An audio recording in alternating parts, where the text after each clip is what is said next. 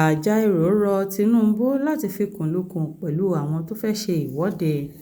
Ààrẹ ẹgbẹ́ òṣìṣẹ́ Nigerian Labour Congress Joe Ajaero ti gba Ààrẹ Bọ́lá Tinubu ní ìmọ̀ràn láti bá àwọn adarí fún àwọn ẹgbẹ́ tó ń gbìyànjú láti ṣe ìwọ́de lórí bí gbogbo nǹkan ṣe le koko ní orílẹ̀-èdè sọ̀rọ̀ papọ̀, nítorí ẹ̀tọ́ wọn ni láti fi ẹ̀hónú wọn hàn tí ó bá wù wọ́n.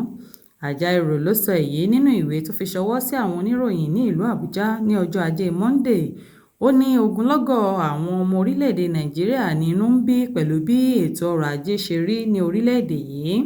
Ó ní àsìkò tí a wà yìí, ohun tí àwọn ọmọ orílẹ̀-èdè yìí ń béèrè fún ni kí ìjọba dẹ́tí sílẹ̀ sí igbe wọn kí ó sì ní ọkàn àánú. Ó ní bóyá èyí ni àwọn olùwọ́de yìí ń béèrè fún. Ẹgbẹ́ òṣìṣẹ́ lórílẹ̀-èdè yìí ìyẹn Nigerian Labour Congress wá rọ Ààrẹ Bọ́lá Ahmed Tinubu láti pe àwọn adarí fún àwọn olùwọ́de fún ìfikùnlukùn lórí ohun tó ń dùn wọ́n lọ́kàn. Kò ní jù báyìí lọ lórí ìròyìn yàjóyàjó fún ti tòní.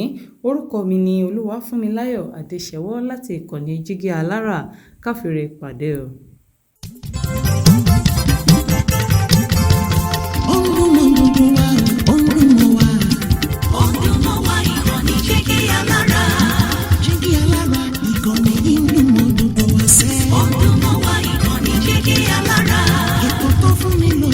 Ètò tó máa ní lọ́yẹ̀ wà ń bẹ̀. Ọdún mọ́ wá ìkànnì Jígí Alára. Ìròyìn lóríṣiríṣi tàbí mọ bó ṣe ń lọ láwùjọ.